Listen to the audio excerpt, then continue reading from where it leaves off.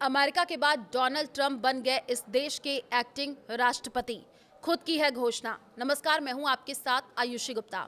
America ने हाल ही में Venezuela पर अटैक किया था और इसी के बाद वहां के अपदस्थ राष्ट्रपति निकोलस मादुरो और उनकी पत्नी को पकड़ लिया गया। इस हमले के बाद अब अमेरिका के राष्ट्रपति डोनाल्ड ट्रंप ने रविवार को एक तस्वीर शेयर की है। ट्रंप ने अपनी पेज पर एक तस्वीर शेयर की जिसमें उन्होंने वेनेजुएला का कार्यवाहक राष्ट्रपति यानी कि एक्टिंग प्रेसिडेंट बताया है। ट्रंप ने अपने ट्रूथ सोशल पर ये तस्वीर शेयर की है और उस तस्वीर में लिखा है कि ट्रंप ने वेनेजुएला के कार्यवाहक राष्ट्रपति का 20 जनवरी 2025 को पद संभाला और जनवरी 2026 तक वो इस पद पर बने हुए हैं।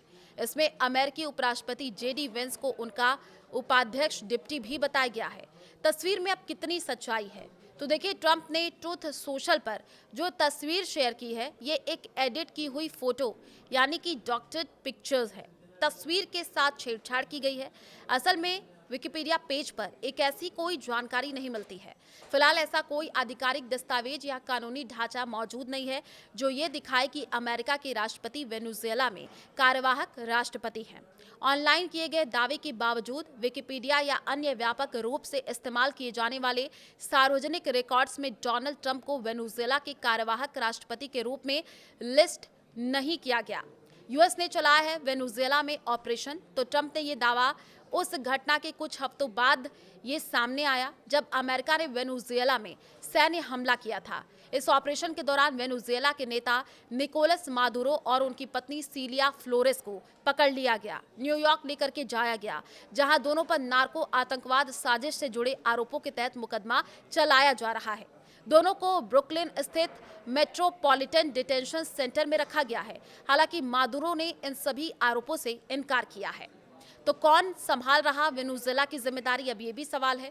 तो देखिए, वेनेजुएला पर हमला करने और मादुरो को पकड़ने के बाद से ही ट्रंप इस बात को लगातार कह रहे हैं कि जब तक एक सुरक्षित, उचित और विवेकपूर्ण संक्रमण यानी जुडिशियस ट्रांजिशन पूरा नहीं हो जाता, तब तक अमेरिका वेनेजुएला के प्रशासन की निगरानी करेगा। मादुरो को हटाए जाने के बाद वेनेजुएला के उपराष्ट्रपति और तेल मंत्री डेल्सी रोड्रिगेज को पिछले हफ्ते औपचारिक रूप से देश की अंतरिम राष्ट्रपति के रूप में शपथ दिलाई गई। 56 साल की वकील और सत्तारूढ़ राजनीतिक आंदोलन की वरिष्ठ नेता रोड्रिगेज ने नेशनल असेंबली के सामने शपथ ली, जिसकी अध्यक्षता उनके भाई जॉर्ज रोड्रिगेज कर रहे हैं। क्यूबा को दी चेतावनी। तो देखिए, जहां एक तरफ ट्रंप ने हाल ही में वेनेजुएला पर अटैक किया है, वहीं दूसरी तरफ ट्रंप ने ट्रूथ सोशल पर एक पोस्ट करके वेनेजुएला के करीबी देश क्यूबा को भी चेतावनी दी है। उन्होंने कहा कि क्यूबा को वेनेजुएला से मिलने वाली तेल आपूर्ति और आर्थिक मदद बंद कर दी जाएगी।